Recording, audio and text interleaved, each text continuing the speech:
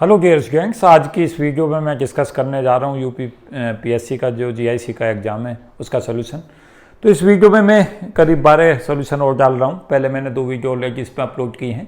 तो पहला क्वेश्चन जो मैंने सोल्यूशंस यहाँ पे लिख दिए हैं क्वेश्चंस के, जो हमारा न्यूटन्स के रिंग का क्वेश्चन था, जहाँ पर पूछा था कि वाइट लाइट के साथ में जो रिंग्स होंगी उनका क्या आंसर हमें मार्क करना है।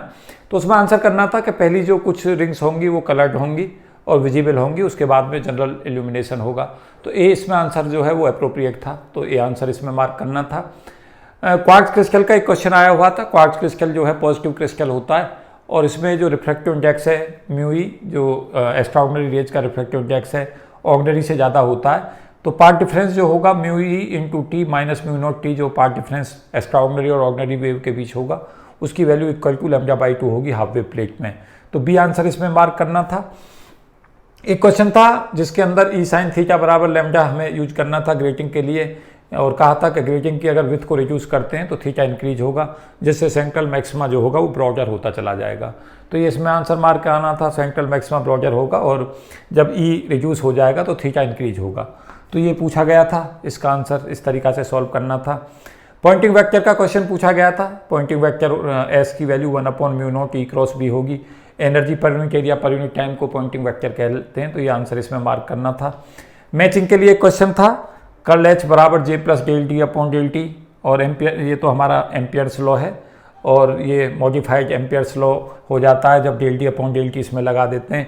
फेराडे लॉ होता है कर्ल ई बराबर minus del B upon del T, और गॉस लॉ होता है डाइवर्जेंस डी बराबर रो। तो ये हमें मैचिंग करनी थी एक क्वेश्चन के अंदर।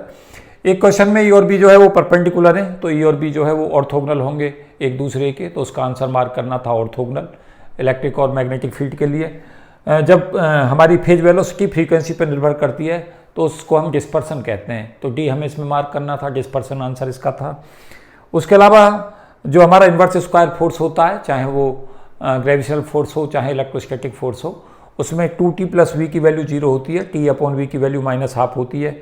तो ये हमारा बोर मॉडल के हिसाब से टी अपॉन वी की वैल्यू -½ होगी। टी यहाँ काइनेटिक एनर्जी है, वी पोटेंशियल एनर्जी है। 2p3/2 से 2s½ के लिए ट्रांजिशन में 6 लाइन्स होती हैं। सोडियम के D1 और D2 लाइन से हम जानते हैं कि जब 2p½ से 2s½ को होती हैं तो 4 लाइन का ट्रांजिशन होता है, 4 लाइन बनती हैं, और 2p3/2 से 2s½ में 6 लाइन बनती हैं। तो ये हमें इसमें आंसर मार्क करना था 6 लाइन। एक क्वेश्चन था जिसमें जो है 2 रेडियो एक्टिव एलिमेंट का टाइम पीरियड दे रखा था T1 और T2, और जो ब्रांचिंग का क्वेश्चन था जिसमें लैम्डा जो λ1 प्लस λ2 होता है, और लैम्डा की वैल्यू जैसे ही हम 1/T के प्रोपोर्शनल होती है टाइम पीरियड के, तो 1/T की वैल्यू 1/T1 प्लस 1/T2 होगी। हमें ये आंसर मार्क करना था। फर्मियोन्स में पूछा था बेरिलियम 47 हमें मार्क करना था। जहाँ ए की वैल्यू ऑड होती है वो हमारे फर्मियोन्स होते हैं, तो इसका 7 हमें आंसर मार्क करना था। एक क्वेश्चन से पहले भी गेट में आया हुआ क्वेश्चन था कई बार का। इसके अंदर क्वेश्चन में क्यू दे रखा था, Q value of the reaction alpha decay की वो दे रखी थी 5.26 mega electron volt. Kinetic energy alpha particle पूछी थी, तो A-4/A × Q फॉर्मूला लगाना था। तो ए की जगह 240 रखना था, 240 - 4/240 × 5.26, तो 5.17 मेगा इलेक्ट्रॉन वोल्ट था। तो इस वीडियो में मैंने 12 क्वेश्चंस जो है वो डिस्कस किए हैं। मुझे उम्मीद है कि ये क्वेश्चंस आपने सही किए होंगे। आगे कुछ सॉल्यूशंस में और अपलोड करूंगा, और उसके बाद एक जो मेरिट प्रोजेक्शन की वीडियो है उसे भी डिस्कस करूंगा। तो इस वीडियो में इतना ही। Thank you and best wishes for all of you. जय हिंद।